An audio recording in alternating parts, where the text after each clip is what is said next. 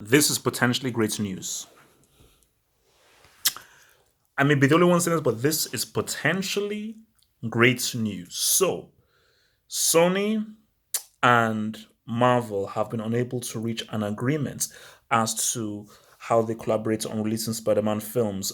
Because apparently Disney wanted it to be 50-50, even though you don't own the whole flipping property.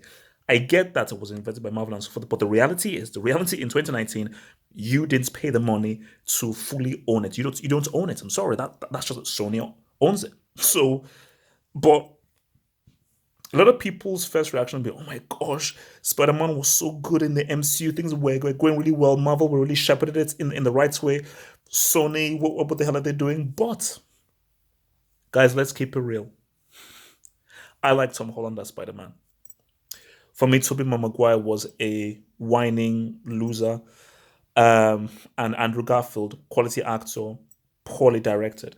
I think Tom Holland is a good Spider-Man, but these last two Spider-Man films, why have I not liked them?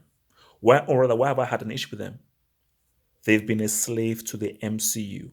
And my issue with the MCU is this crazy interconnectivity, which can be cool, but also harms films to stand alone by themselves. If Disney don't want to do this deal and don't want to ride through, I think Sony have a very good basis to say, you know what, Tom Holland and so forth, let's take this into a different direction that isn't at the behest of MCU. Of course, this could really mess up Marvel going forward because the idea was if there's anyone to fill the role of Iron Man and Captain America, it's Spider Man. It's Spider Man. He's the most popular character, in the most popular comic book character in the world, and I think that he was best placed, especially after the success of Far From Home, to be the guy to lead them through. So with Spider Man now outside of the MCU, unable to be in Avengers, Guardians of the Galaxy, that loser piece prick, good for nothing loser Chris Hemsworth Thor, Professor Hulk. So this could be problematic because right now the MC doesn't have a leader. There is no leader in the Avengers moving forward. So that is interesting. But I'm a Spider-Man fan. MCU, that's your problem. That's not my issue. My issue is I'm a Spider-Man fan. I think this is the best thing that could happen to for Spider-Man because Sony aren't the MCU. You can insult them all you want. You can insult Amy Pascal all you want. Sony are not the MCU. Sony make films. That's what they do. Sony make films.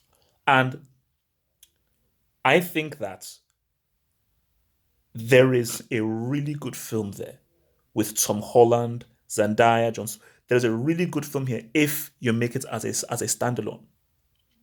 Because for me, but then they're already doing because for me, I was about to say like Venom is out there, Carnage is out there. Do Sony introduce Spider-Man into that Venom Carnage film? Do they try and construct the story in a way where Spider-Man can somehow plant himself in that film? Because look, Spider-Man's greatest villain is Venom is one of my favorite villains of all time. Venom might be my favorite comic book villain. I believe Venom.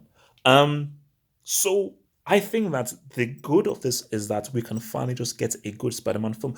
We haven't since this whole MCU thing, we've not yet had a good stand-alone Spider-Man film. They've just been MCU episodes. Just been MCU episodes. Okay. Spider-Man is an MCU merchant. He's an MCU merchant. So I believe that let's just see how this goes through. If they don't agree on a deal, I really feel that this has Spider-Man as a character his best interest at heart.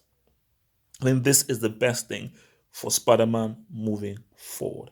That's how I view it. So let's just see how that cookie crumbles.